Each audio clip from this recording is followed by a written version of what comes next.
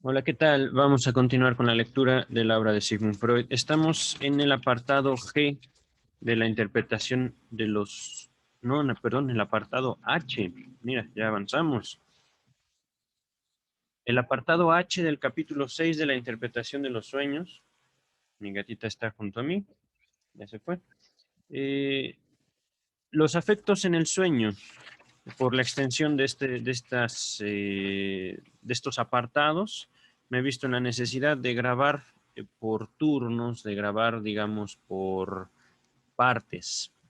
Realmente estos apartados no están divididos, van de continuo, pero sería un requerimiento de tiempo que ciertamente no puedo darme ese lujo.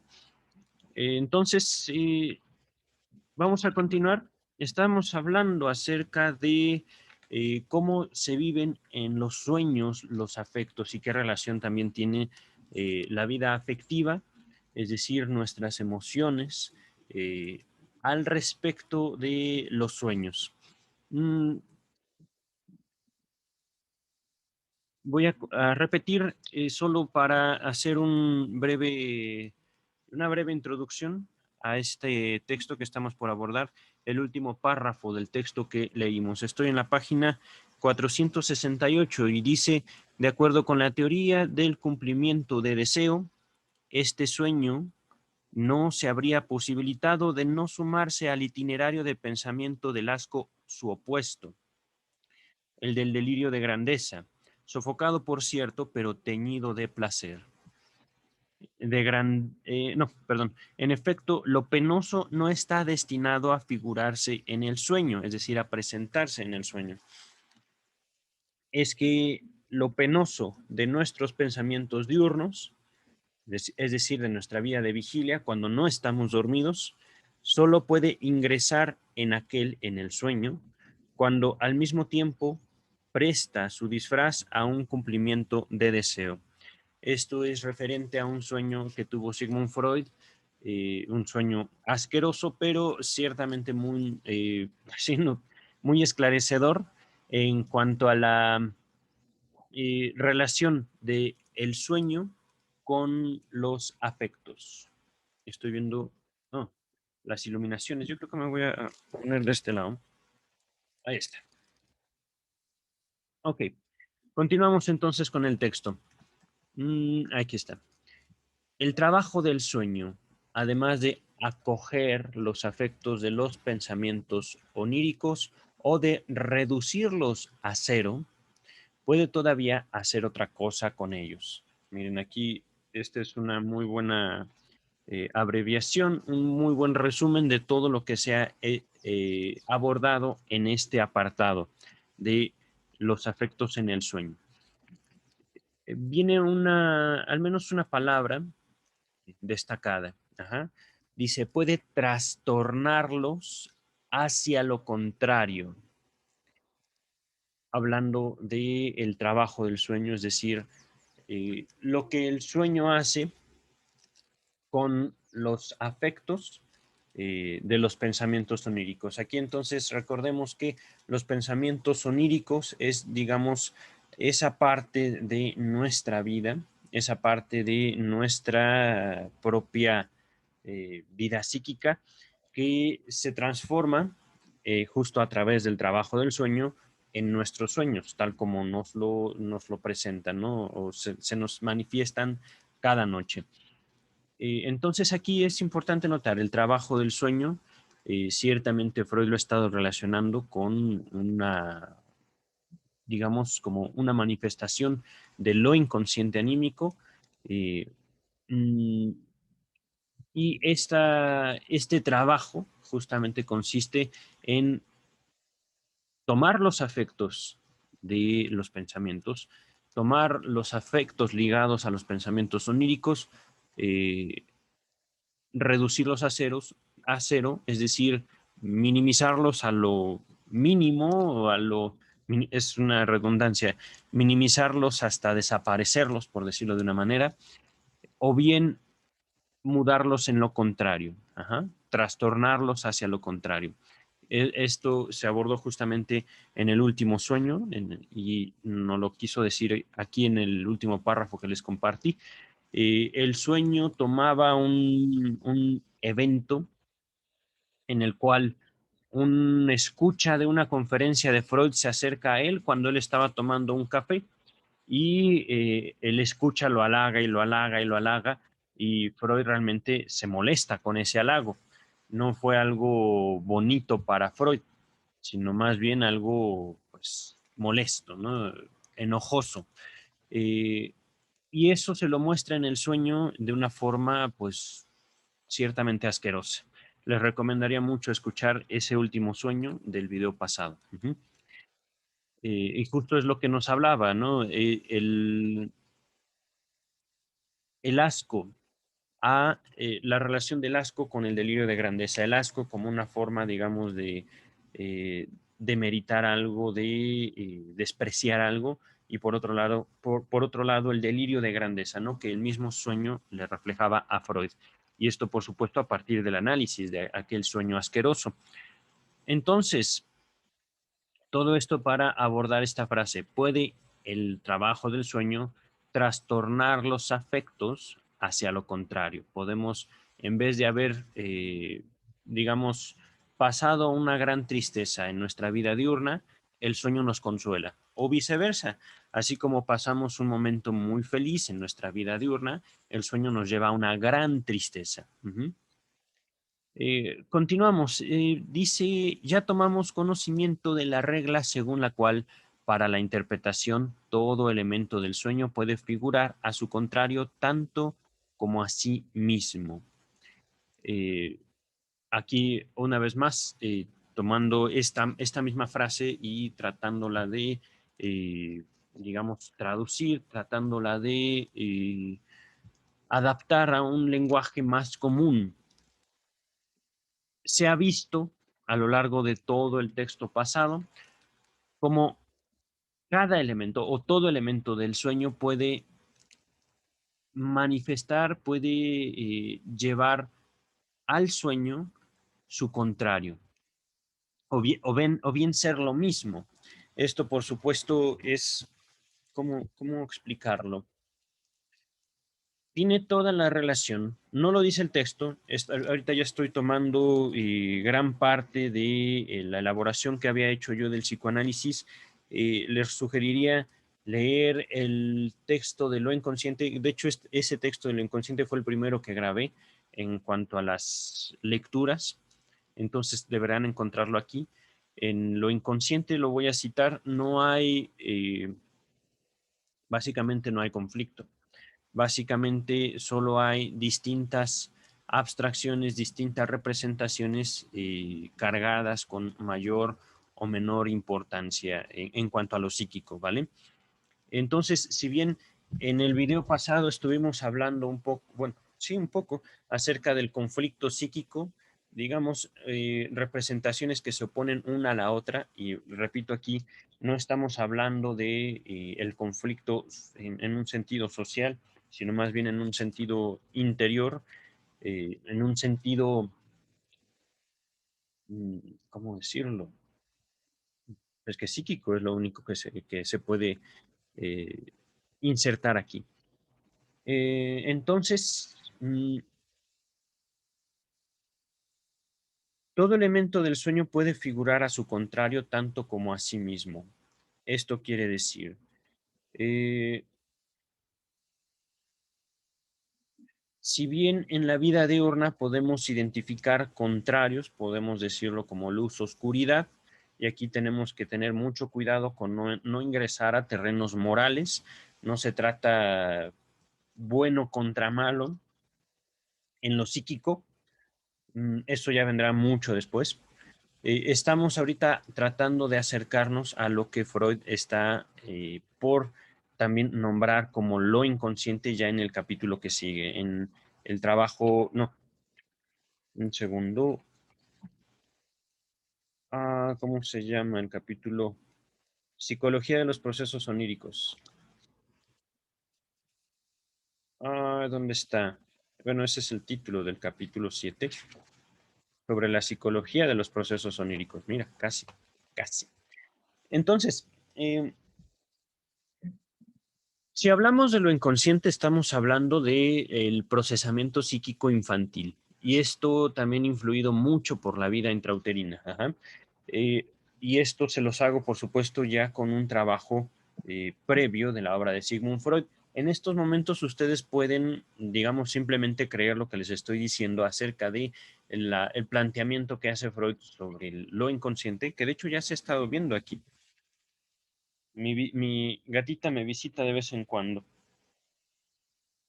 Últimamente está muy deseosa de cariño. Ven acá, ven acá. Ajá. Véala. Oh. Dale, ve. Sé libre, pequeña. Entonces, mm, hablar de lo anímico inconsciente es hablar de una particular forma de trabajo, una particular lógica, una particular forma de ver el mundo que tiene todo que ver con los primeros días incluso de nuestra vida. Cuando hablo de días me refiero a una vida ya fuera del útero, ajá, una vida ya propiamente vida. Pero ya para no extenderme mucho en en el abordaje, digamos, aquí de todo elemento del sueño puede figurar a su contrario, tanto como a sí mismo, simplemente diremos que en el sueño, para que haya una distinción, tiene que haber un sujeto, una interpretación, y la interpretación a veces viene aquí del sujeto, a veces viene del analista. Aquí estoy introduciendo una dinámica muy particular al respecto de el sujeto en relación a sus propias representaciones. Y esto se ve claramente en el análisis. Puede una persona manifestar una idea, un sentimiento, una ocurrencia al respecto de un solo elemento, supongamos, ¿no? Un vestido amarillo. Esto lo digo justo por los sueños que he compartido también, los sueños propios que he compartido en este espacio, la interpretación que yo también hago al respecto de esos sueños. Esos sueños para mí representan algo, por supuesto para ustedes lo amarillo puede representar cualquier otra cosa. Ajá. Y a eso justo el texto se refiere con todo elemento del sueño. Podemos hablar de colores, podemos hablar de personas, podemos hablar de situaciones, podemos hablar literalmente de todo elemento del sueño. ¿Qué sueño? Los sueños que ustedes tienen, que yo tengo, ¿no? Y aquí es algo que quiero distinguir mucho también del abordaje de la psicología al respecto del problema del sueño y por supuesto hablo desde una psicología como yo la viví en la Universidad Nacional Autónoma de México, en el tiempo en el que me formé, bueno, cursé mi carrera universitaria de 2002 a 2006 aproximadamente, 2007 finalizó todo. Pero en aquellos momentos uno trata de buscar la objetividad, uno trata de buscar justamente como una regla para todo.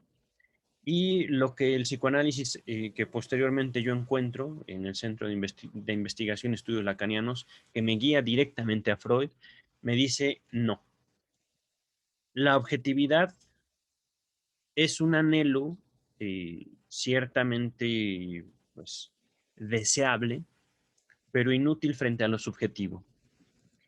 Lo estoy poniendo de esta manera. El psicoanálisis en general invita a considerar a los sujetos como creadores y por supuesto aquí el texto apela a ese sentido, a el sueño que supongamos que ustedes y yo soñamos lo mismo, que de hecho creo que eso se va a abordar un poco más adelante. Si ustedes y yo soñamos lo mismo, el sueño tendrá un significado distinto para ustedes y para mí. ¿Por qué? Porque somos dos personas distintas, tenemos experiencias distintas, vemos al mundo y nos relacionamos con el mundo de forma distinta. Por eso aquí es importante, puede figurar, puede el sueño, todo elemento del sueño puede representar, puede manifestarnos, ya sea su contrario o a sí mismo. Otro texto que les puede ayudar mucho, un texto de Freud, es el sentido antitético, antitético.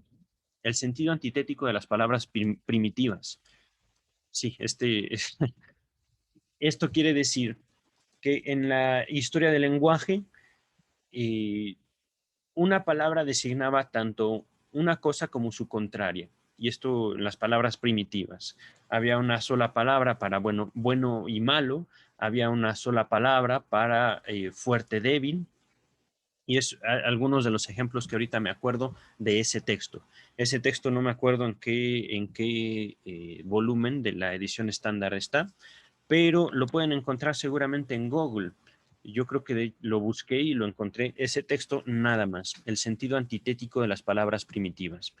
Pero ahora, regresando aquí al texto que estamos estudiando, eh, aquí viene inmediatamente la nota número 13 que nos invita a leer la página 324 del volumen 4. Este es el volumen 5. Ajá, ahorita estamos en el volumen 5. Continuamos. Nunca se sabe de antemano si debe suponerse lo uno o lo otro. Solo el contexto decide sobre ello. Ajá, esto es muy importante. El contexto personal, subjetivo, histórico. Y esto también será observable tanto para los individuos, aunque con cierta resistencia, pero para el analista mucho más claro. Continúa el texto. Es evidente que una vislumbre de ese estado de cosas se impuso a la conciencia popular. Muchas veces los libros de sueños proceden en su interpretación siguiendo el principio del contraste. Esa mudanza, en lo contrario, es posibilitada por el íntimo encadenamiento asociativo que en nuestro pensamiento liga la representación de una cosa, entre paréntesis, del alemán Ding, a la de su opuesto.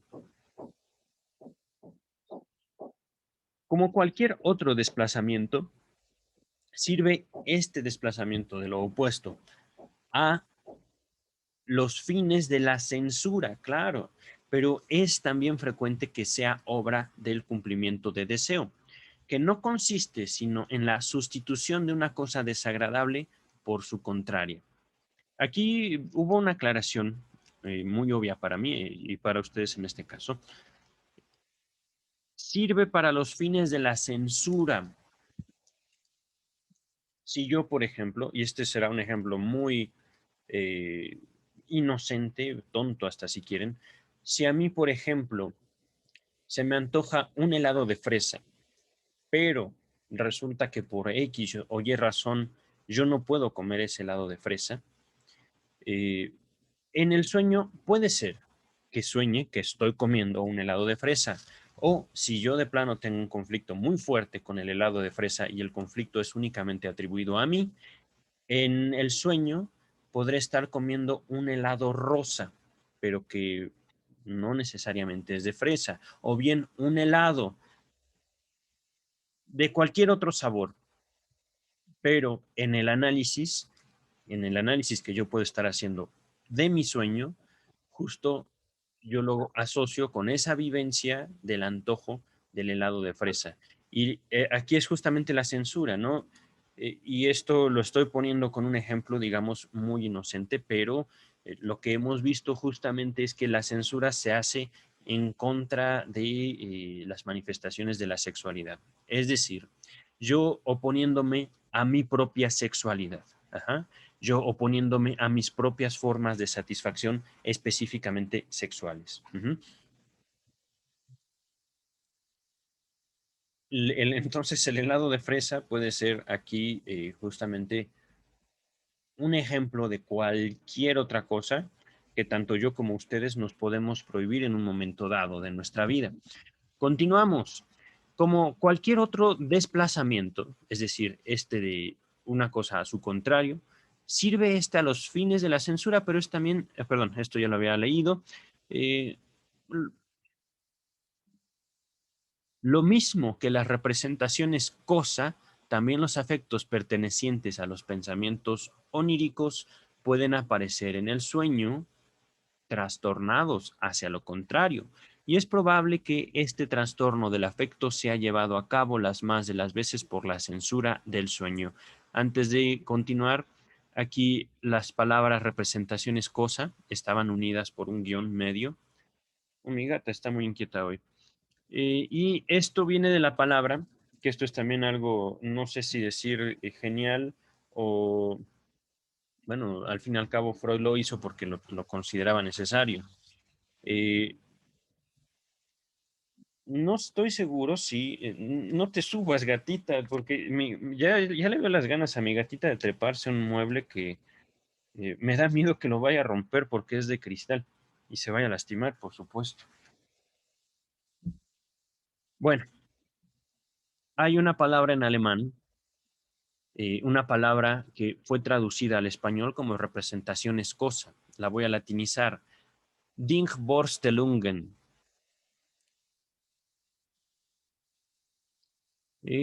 Aquí es importante también notar lo siguiente, no se rompió.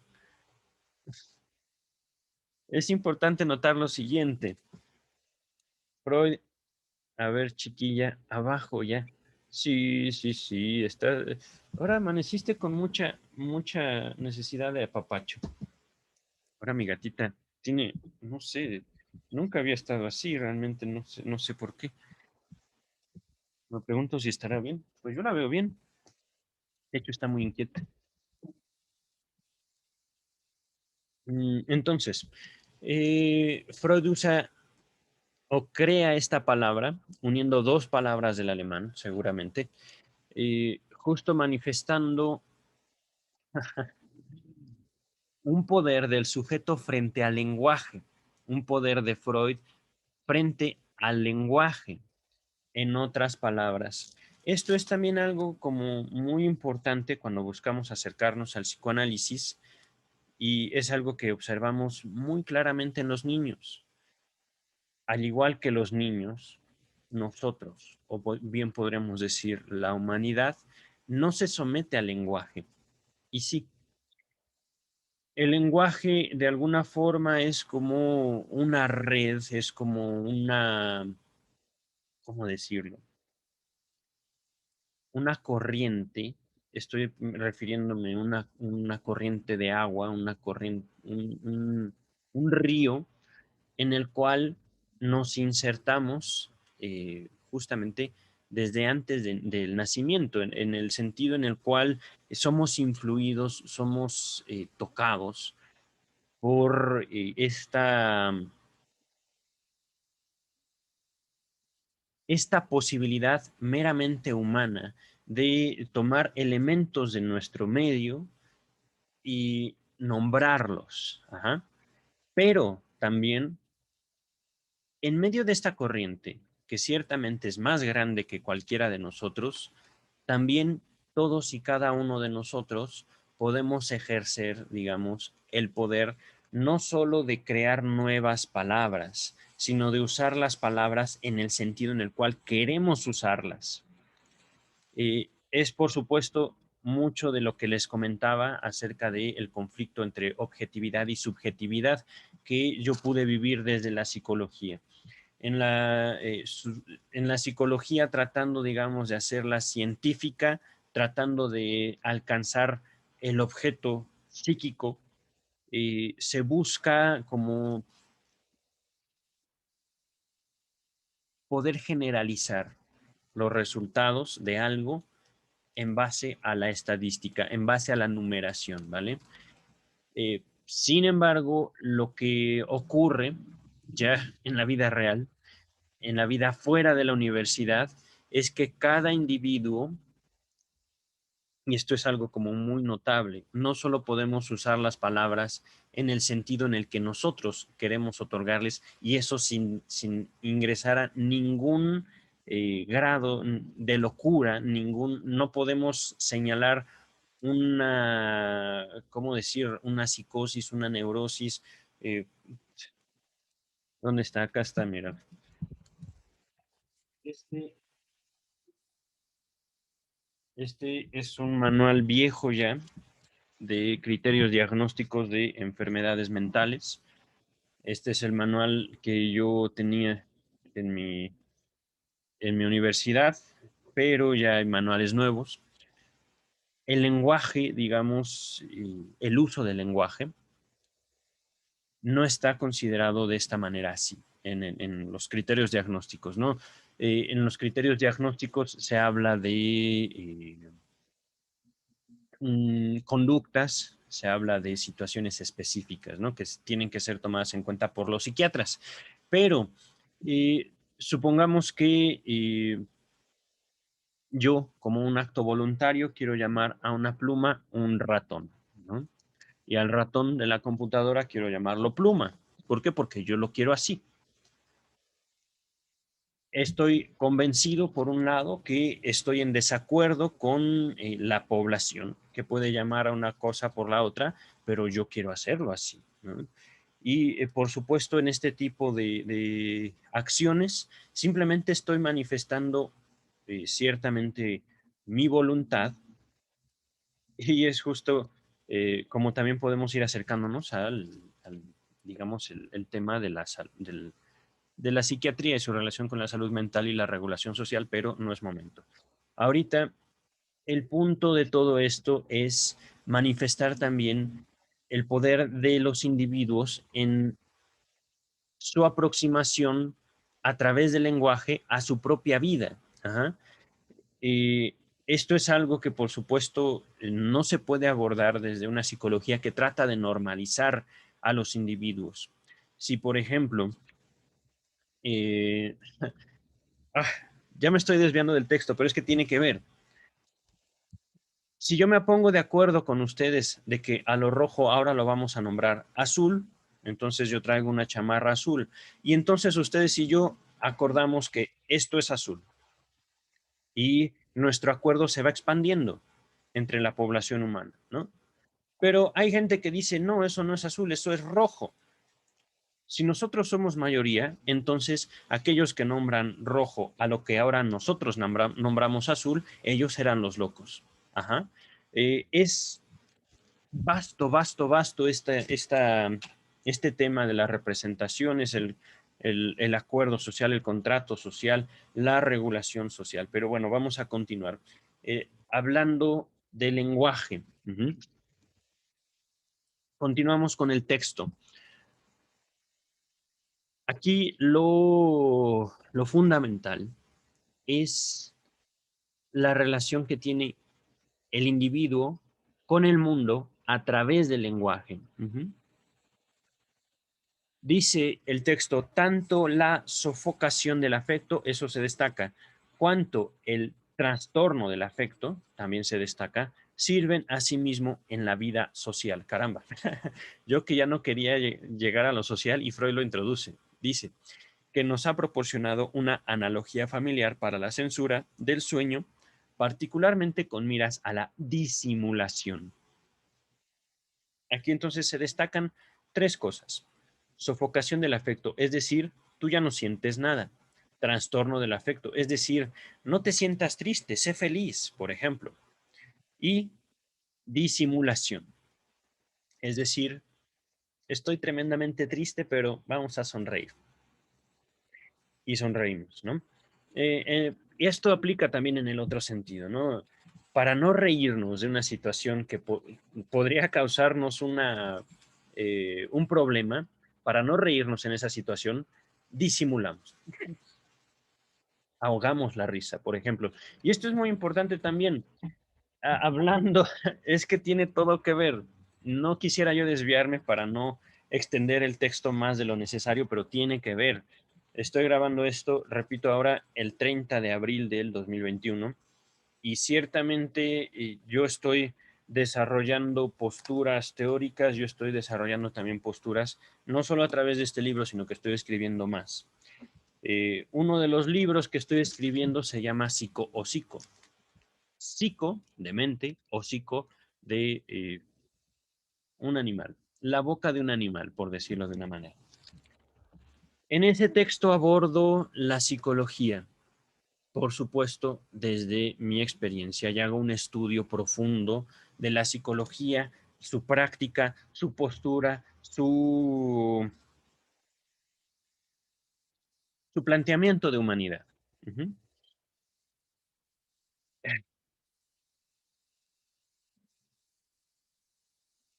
La, el concepto, la idea de salud mental es una regulación de las emociones tendiente a la cancelación de cualquier afecto, la cancelación de cualquier emoción. Ahorita les estaba comentando este ejemplo de trastorno del afecto. No estés triste, sé feliz, la vida es bella, por ejemplo, ¿no? Pero también, de acuerdo a los manuales psiquiátricos, si estás demasiado feliz por demasiado tiempo, a lo mejor eres un maníaco y entonces tu felicidad está mal. Para que estés bien de felicidad, vamos a quitarte la felicidad, tómate esta pastilla. Ahorita, por supuesto, estoy planteándoles una relación diametralmente opuesta de la depresión. Maníaco depresivo es un trastorno, digámoslo así. Eh, por supuesto, estoy estudiando profundamente para dar cuerpo a todo esto, a través del cual se busca, digamos, cancelar tanto lo feliz como triste que pueda estar un sujeto. Se están hablando, por supuesto, de sujetos o de condiciones que representan un peligro para la vida del sujeto o para la vida de las personas que lo rodean, pero ah, hay mucho, digamos, trasfondo, hay un hueco enorme en la concepción de sujeto en esas situaciones. No hay, no hay sino una consideración muy superficial de la, ¿cómo decirlo? La situación real que está viviendo un sujeto. Les hablo, por supuesto, también desde mi propia experiencia. eh, Individuos que, por ejemplo, son, se desenvuelven en un ambiente familiar que más bien quiere matarlos. Estoy siendo aquí directamente, mm, estoy abordando estas situaciones que he observado en mi clínica, que he observado en mi práctica, eh, y que puede ser diametralmente opuesto a lo que ustedes están viviendo en su vida o que pueden ver en la vida de los demás. Podríamos pensar que toda familia quiere la supervivencia de sus elementos, pero eso no es cierto. No toda familia hace eso. Hay familias que realmente no están unidas por otra cosa más que por el compromiso, digamos, obligado de sostener el contacto los unos con los otros. Y en medio de esa obligación hay mucha, pero mucha agresión que puede ser directa o indirecta entre los individuos que conforman ese grupo familiar. Ajá.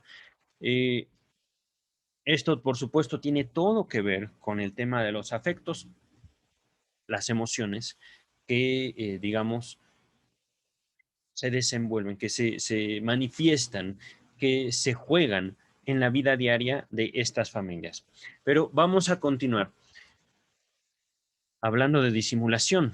Si yo tengo, dice el texto, si yo tengo trato verbal con una persona frente a la cual debo mostrarme respetuoso, cuando en verdad me gustaría decirle frases hostiles, es casi más importante que le oculte las exteriorizaciones de mi afecto y no que suavice la formulación verbal de mis pensamientos. Qué bárbaro. Supongamos, ¿no? Este es un ejemplo muy bueno que da Freud en cuestión de sofocación del afecto, es decir, no sientas, no sientas, no sientas. Trastorno del afecto, es decir, eh, el sueño. Recordemos, estamos hablando del trabajo del sueño. No sientes trastorno del afecto, ya no estás feliz, estarás triste o ya no estás triste, ahora estás feliz. Y disimulación. Un sujeto, hombre o mujer, frente al cual estamos y que nos provoca una reacción que más bien quisiéramos romperle la cara.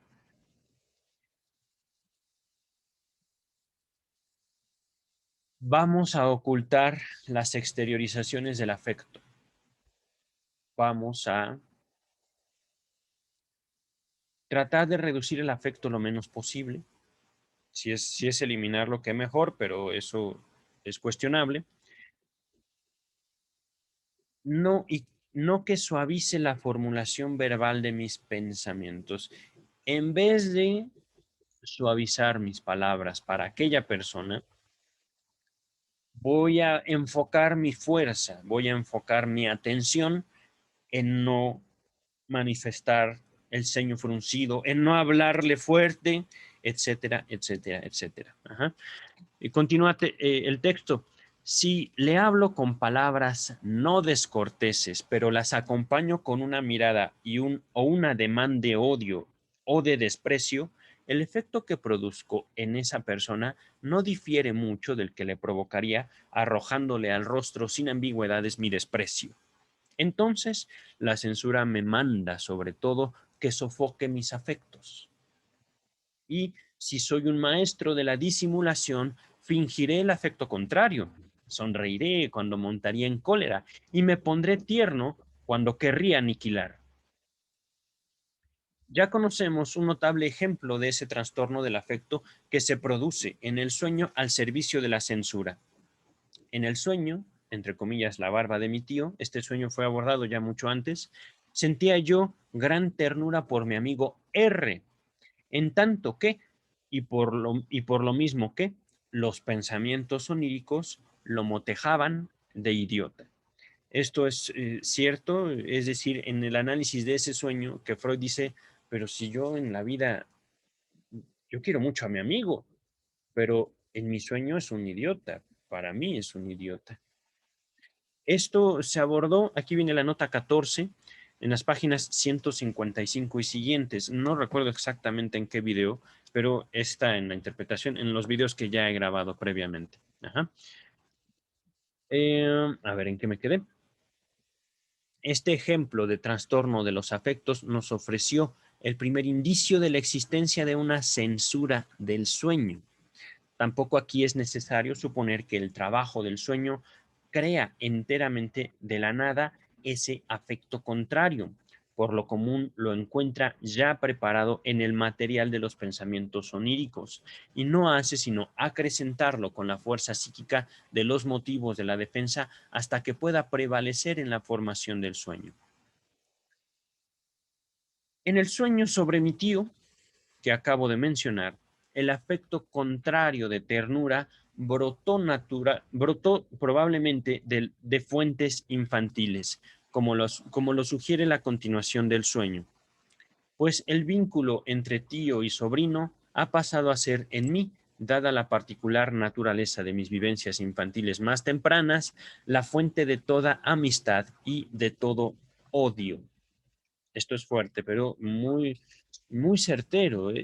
Aquí es justamente, les había hablado ya tal vez un poco más extenso de lo que debería haber hecho para enfocarme en el texto acerca de la relación de lo inconsciente con la naturaleza infantil. Ajá, y aquí es justamente como eh, se está nombrando literalmente. No hay forma de concebir el, el trato eh, que inconscientemente se hace con el mundo si prescindimos de la naturaleza infantil. Por eso he puesto a mi libro Sexualidad Infantil y Crimen. No porque yo condene las manifestaciones de la sexualidad infantil, no, sino porque es justo a través de la naturaleza infantil que se teje todo, todo lo humano. Y justamente hablando del crimen, bueno, no me voy a tener mucho en eso. Estoy compartiendo los días miércoles a mediodía una lectura de un capítulo de mi libro. Ahorita vamos ya en el capítulo 5, o esto fue el miércoles pasado, el capítulo 5. Se va a abordar el próximo miércoles, el capítulo 6. Si no pueden verlo en vivo, en los videos los dejaré aquí en este canal. Continuamos. Un notable ejemplo de ese trastorno de afecto, eh, ese cambio, digamos, del afecto, nos lo da un sueño del que nos informa Ferenczi. Esto fue agregado en 1916. No, perdón. Aquí nos informa Strachey que este párrafo y la siguiente cita fueron agregados en 1919. El texto de Ferenczi fue publicado en 1916. Aquí viene el sueño. Un señor mayor fue despertado a la noche por su mujer, angustiada, porque él reía con voz tan alta y tan desenfrenadamente. El hombre contó después que había tenido el siguiente sueño. Yo estaba acostado en mi cama. Entró un señor conocido y yo quise encender la luz, pero no pude. Lo intenté una y otra vez, pero en vano. En eso se levantó de la cama mi mujer para ayudarme, y ella tampoco pudo conseguir nada. Pero como ella se sintió molesta frente al señor a causa de su negligé, entre comillas, terminó por desistir y por meterse de nuevo en la cama. Todo esto era tan cómico que me dio una risa terrible. Mi mujer dijo, ¿por qué te ríes? Porque te ríes. Pero yo me reía cada vez más hasta que desperté. Impresionante, ya. Esto es comentario mío, impresionante que a mí no me ha pasado ciertamente, pero sí he tenido manifestaciones, o bueno, he vivido manifestaciones eh, del sueño. Mm, no diré quién, pero una de mis parejas me mordió mientras dormíamos. Estábamos durmiendo y yo oí claramente "Añ", y ella me había mordido el brazo. No, no fue una mordida lamentable, pero ahorita lo recuerdo con mucha... eh, es que es lo que puedo yo asociar, ¿no? Con este sueño de que cuenta Ferenczi. Mm, yo me desperté en ese momento y le dije, ay, me mordiste. Y ella seguía dormida. Y es que su frase, ay, es justamente lo que me provoca la risa, ¿no? Es eh, lo que también me asombra. Yo no sé qué cosas hago yo dormido. Ahorita ya no tengo pareja que me pueda decir que lo que hago o lo que no estoy haciendo dormido, pero imagínense eso, estar dormidos con su pareja y de repente él o ella empiezan a carcajearse y ustedes se despiertan y ¿qué está pasando? ¿Qué está pasando? Él o ella siguen dormidos y siguen carcajeándose. ¡Qué miedo! Continúa el texto de Ferenczi. Al día siguiente, este señor estuvo en extremo deprimido, tenía dolores de cabeza entre comillas, del mucho reír que me ha descalabrado, dijo él. Sigue Ferenczi. Considerado analíticamente, el sueño aparece menos placentero. El, entre comillas, señor conocido del sueño que nos acaba de contar Ferenczi, que entró en los pensamientos oníricos latentes, la imagen evocada la víspera, es decir, eh,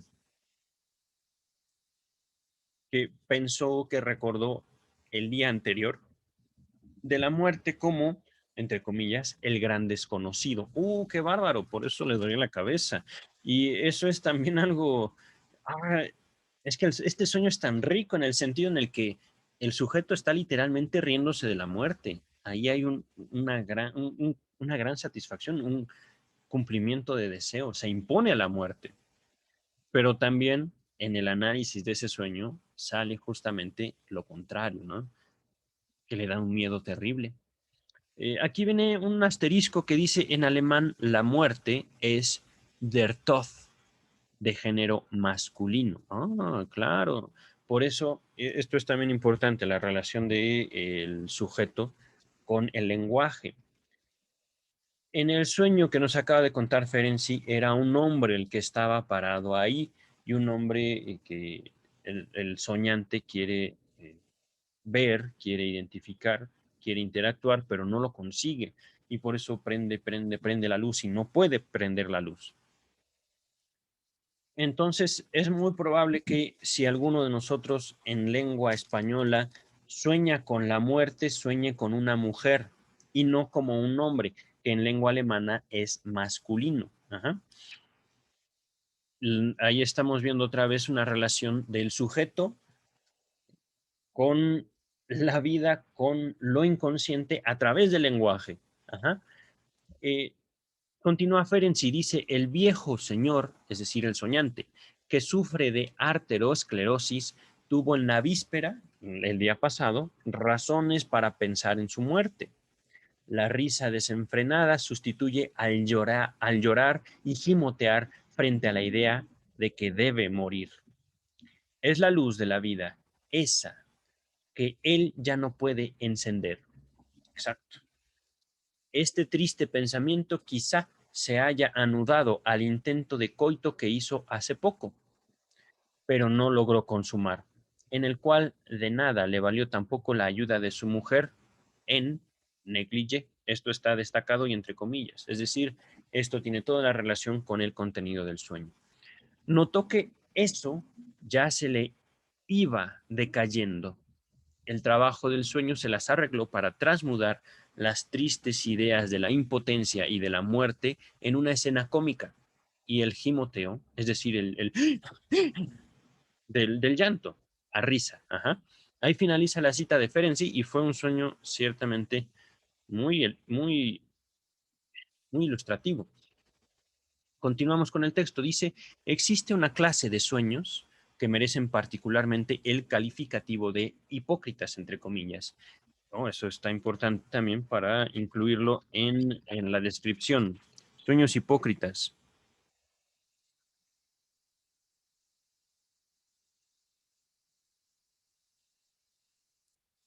Ah, aquí está. Ok. Y someten, repito, existe una clase de sueños que merecen particularmente el calificativo de hipócritas, entre comillas, y someten a una dura prueba la teoría del cumplimiento de deseo. Aquí antes de continuar viene la nota 16, nos dice Strachey. Este párrafo y la siguiente cita de Roseger, junto con el examen de esta última, se agregaron en 1911. Roseger, que nació en 1843 y murió en 1918, era un conocido escritor austriaco de origen muy humilde, aldeano, que alcanzó celebridad. Bien, entonces, dice Freud, hube de reparar en ellos cuando la doctora M. Hilferding presentó para debatir en la Sociedad Psicoanalítica de Viena el informe de un sueño de Roseger, que a continuación transcribo.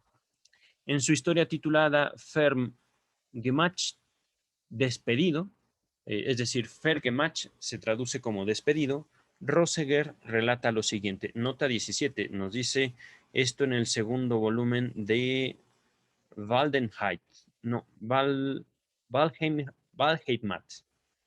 Debe ser la obra de Roseger, Roseger.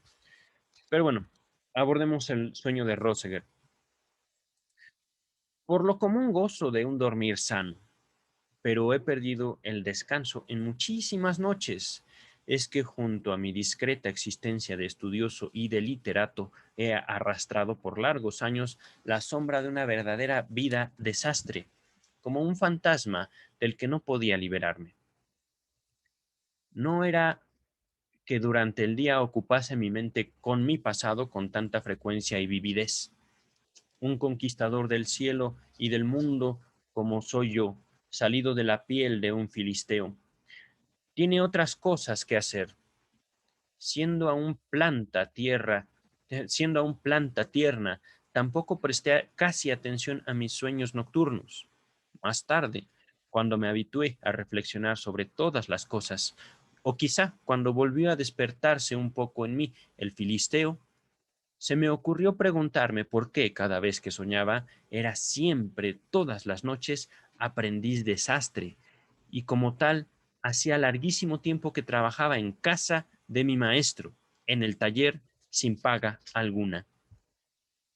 Cuando así estaba sentado junto a él y cosía y planchaba, tenía muy clara conciencia de que ese ya no era mi lugar y de que como ciudadano tenía otras cosas en que ocuparme, pero siempre había para mí ferias, siempre vacaciones de verano, y así era que me pasaba sentado junto a mi maestro como su auxiliar. A menudo eso me resultaba desagradable.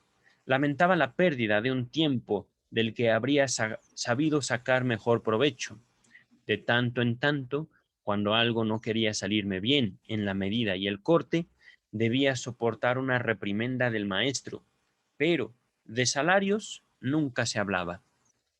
Hartas veces, cuando así estaba sentado en el oscuro taller, la espalda agobiada, me forcé en el propósito de abandonar el trabajo y despedirme.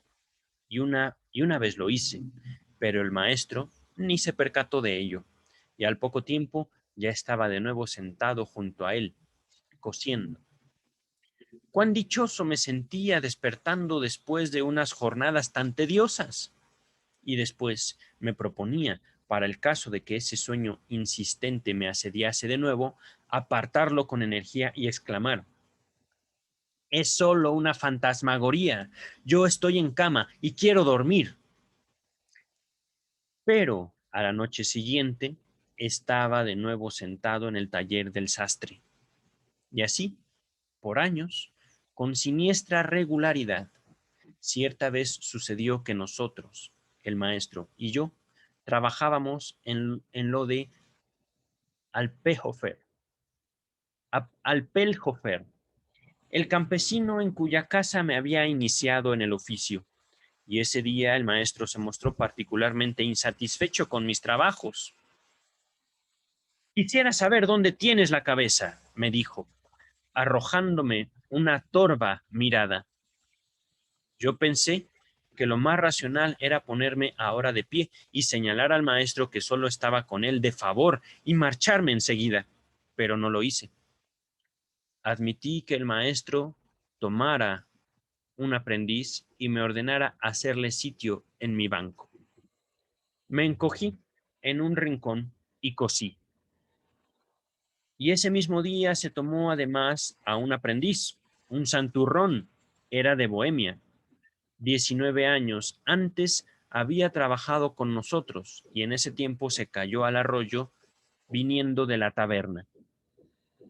Cuando quiso sentarse, no había lugar. Miré inquisitivamente al maestro y él me dijo: no tienes ninguna habilidad para la sastrería. Puedes irte, quedas despedido. Y ante eso, mi espanto fue tan enorme que me desperté. Las primeras luces del alba entraban por las ventanas y ponían en claroscuro mi hogar familiar. Objetos de arte me rodeaban. En la primorosa biblioteca me esperaba el eterno Homero, el gigantesco Dante, el incomparable Shakespeare, el glorioso Goethe. Los empíreos, inmortales todos. En la habitación vecina resonaban las claras vocecitas de los niños que se despertaban y traveseaban, es decir, viajaban con su madre. Para mí fue como si reencontrase de nuevo esa vida idílicamente dulce, esa vida que transcurría en las mieles de la paz, la riqueza de la poesía y la diafanidad del espíritu, en la que tantas veces y con tanta hondura me hundió la dicha serena de la humanidad. Y entonces me dio rabia de haberme adelantado al maestro y haber dejado que él me echara. Y cosa extraña, desde aquella noche en que el maestro me despidió, entre comillas despidió, gozo de paz. Ya no sueño con mis tiempos de sastre que me hunden en el pasado remoto, esos tiempos tan alegres por la falta de exigencias y que pese a eso proyectaron una sombra tan vasta sobre mis años posteriores. Ahí finaliza el sueño, un bello sueño ciertamente. Continúa Freud en esta serie onírica del escritor que en su juventud había sido sastre. Resulta difícil reconocer el imperio del cumplimiento de deseo, todo lo gozoso que contiene en la vida diurna, mientras que el sueño parece arrastrar las sombras fantasmales de una existencia desdichada, que por fin se superó. Otros sueños de índole parecida me han dado la posibilidad de echar alguna luz sobre ellos. Recién recibido de médico, trabajé mucho tiempo en un instituto de química sin poder aportar nada a las artes allí empleadas. Y por eso en la vigilia nunca pienso de buena gana en ese episodio infecundo y en verdad bochornoso de mi aprendizaje. En cambio, sueño recurrentemente con que trabajo en el laboratorio, hago análisis, tengo diversas vivencias, etcétera. Estos sueños provocan el mismo desasosiego que los sueños de examen y nunca son muy nítidos. En la interpretación de uno de ellos, reparé por fin en la palabra, entre comillas, análisis, que me dio la clave para entenderlo. Es que desde entonces me he hecho analista, entre comillas. Hago análisis que son muy alabados. En verdad, son psicoanálisis, se destaca psicoanálisis, ¿vale? Lo destaca el texto. Y también es importante destacarlo aquí, la relación del psicoanálisis con el laboratorio. Es una relación simbólica. Ahora entiendo, si en la vida diurna me enorgullezco de este tipo de análisis y querría alabarme por haber llegado tan lejos, por la noche el sueño me hace presentes esos otros análisis malaventurados de los que no tengo razón alguna para estar orgulloso. Son los sueños punitorios de un advenedizo, como los de ese aprendiz desastre que llegó a ser festejado autor, un festejado autor. Ahora bien, ¿cómo le es posible al sueño, en el conflicto entre el orgullo del parvenu y la autocrítica, ponerse al servicio de esta última y tomar por contenido una advertencia racional en vez de un cumplimiento de deseo no permitido? Caramba, ya dije, esto de caramba lo digo yo. Ya dije que la respuesta a esta pregunta tropieza con dificultades. Podemos inferir que primero, una fantasía de ambición desmedida formó la base del sueño. Ah, el texto me pasa por encima una vez más. Pum, es como una cachetada. Salud. Agua. Ah, qué bien. Ah, me supo a perfume. Mm, En fin, podemos inferir que primero una fantasía de ambición desmedida formó la base del sueño, pero en vez de ella fueron su chasco y el consecuente bochorno los que alcanzaron el contenido del sueño. Cabe recordar que existen en la vida anímica tendencias masoquistas, a las que puede atribuirse una inversión así. Nada tendría yo que objetar si quisiese separar a esta clase de sueños como se destaca, sueños punitorios, de los sueños de cumplimiento de deseo. No vería en esto una restricción de la teoría sobre el sueño que he sostenido hasta aquí. Antes de continuar, para hacerlo más claro, en el castigo hay satisfacción, en el castigo hay un cumplimiento de deseo. Continúo. Ah, por eso es bello, es muy bello el psicoanálisis. Eh, Freud en este momento, está señalando, reconociendo una necesidad de castigo en él. Esto ya se ha hecho antes en la interpretación de los sueños. Y justamente por esto es que escribo yo sobre la regulación social, sobre el Estado, sobre la procuración de justicia. Pero vamos a continuar. No vería en esto una restricción de la teoría sobre el sueño que he sostenido hasta aquí, sino una mera concesión lingüística al modo de pensar que juzga extraña la coincidencia de opuestos. Nota 18 que nos dice. La última oración se agregó en 1919, esta que les acabo de compartir. Continúa el texto. Aquí está. No obstante, un examen más preciso de algunos de estos sueños nos permite reconocer algo adicional. En el armazón no nítido de uno de mis sueños de laboratorio, tenía yo precisamente la edad que me traslada al año más sombrío e infructuoso de mi carrera médica. Carecía de posición y no sabía cómo habría de ganarme la vida. Pero de pronto era el caso que yo podía escoger entre varias mujeres para casarme. Nuevamente el texto me pasa por encima y es así como, ¡pau! Ah, joven Juan, ¿Qué deseas tú? Yo sé. Ah, no sabes, papá. Em, varias mujeres para casarme. Continúa el texto. Entonces yo era de nuevo joven y sobre todo era de nuevo joven la mujer que compartió conmigo esos años difíciles. Oh, lloro. Y con ello, uno de los deseos que ahora, el envejecer, yo rumiaba sin cesar, se revelaba como el excitador inconsciente del sueño. Se me ha secado la garganta, disculpen, pero es el trabajo de Freud, el trabajo de la obra de Sigmund Freud. Esa lucha entre la vanidad y la autocrítica que hervía en otros estratos psíquicos había determinado, por cierto, el contenido del sueño, pero solo el deseo de ser joven, de raíz más profunda, le había hecho posible como sueño. Aún en la vigilia nos decíamos muchas veces, ahora todo está muy bien, y antaño fueron épocas duras, pero eso era hermoso, todavía eras joven. Oh, nota 19, no, ahora sí me dieron ganas de llorar, pero es que entre la belleza del texto y entre mi propia realidad, entre mi propia vida, se me hizo un nudo en la garganta. Nota agregada en 1930, dice Freud. Después que el psicoanálisis ha descompuesto a la persona en un yo y un superyo, véase Psicología de las Masas y Análisis del Yo, el yo y el ello.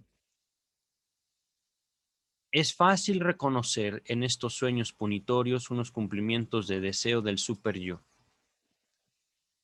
Aquí ahora dice Strachey, véase ahora las páginas 550 y siguientes. Los sueños de Roseger se examinan también en el texto. Observaciones sobre la teoría y la práctica de la interpretación de los sueños en el volumen 19. Uy, volumen 19, ¿vale? Ay, antes de continuar, eh, el párrafo que sigue nos avisa en la nota 20, nos avisa Strachey, este párrafo se agregó en 1919, el que sigue, y al parecer fue intercalado en este punto por error. Probablemente debería haberse colocado después de los dos párrafos siguientes. Ay, aquí está Strachey otra vez, que datan de 1911, al igual que las precedentes consideraciones sobre Roseger, con las que están a todas luces relacionados. Lo que le sigue se remonta una vez más a 1900. Algunas observaciones adicionales sobre los sueños hipócritas se encontrarán en el texto sobre la génesis de un caso de homosexualidad femenina en el volumen 18 de la Standard Edition. Ok. A ver. Aquí está. Entonces, este párrafo se agregó en 1919. Y lo que dice Strachey, lo dice Strachey. Vamos a ver qué dice el párrafo. Continúa Freud entonces. Otro grupo de sueños que he registrado en mí con frecuencia, reconociéndolos como sueños hipócritas, tienen por contenido la reconciliación con personas con quienes hace mucho hemos roto las relaciones de amistad. Aquí otra vez, ¿eh? Es como si Freud en este caso estuviera aquí.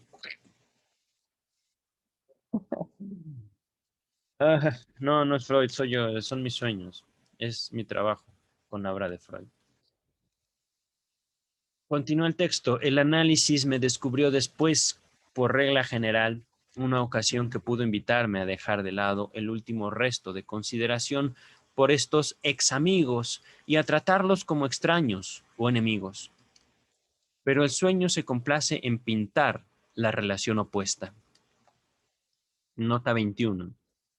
Véase página 163, nota 11. Strachey refiriéndose a Strachey. No vamos a ir a esa nota. Vamos a continuar simplemente. Cuando apreciamos los sueños que un literato nos cuenta, casi siempre acertaremos en suponer que excluyó de su comunicación aquellos detalles de su contenido que sintió embarazosos y juzgó inesenciales. Así, Sus sueños nos plantean enigmas que con una reproducción más exacta de su contenido se solucionarían enseguida. Otto Rank me hizo contar que en el cuento del sastrecillo valiente, Otto Rank me hizo notar que en el cuento del sastrecillo valiente, o, entre comillas, Siete de un golpe, de Grimm, de los hermanos Grimm, tenemos un sueño de advenedizo enteramente parecido.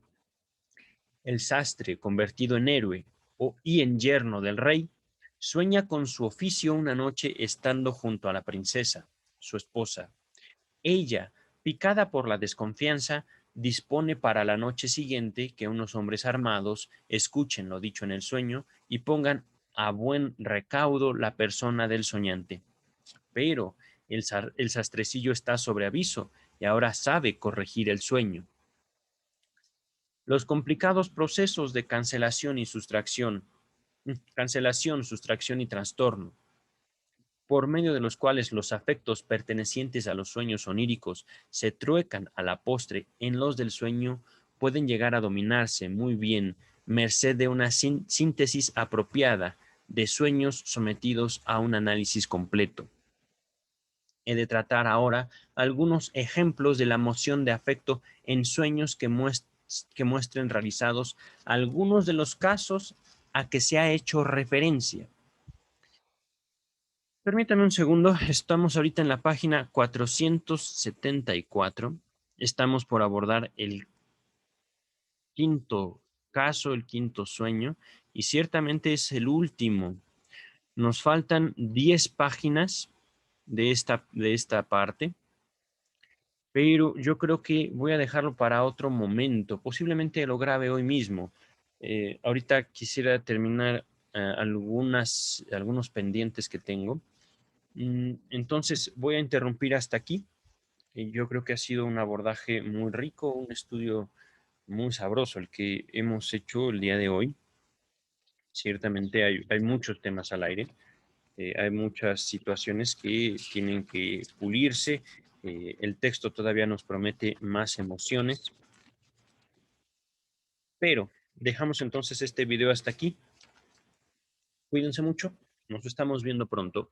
Adiós, señor Freud, nos vemos en otra ocasión.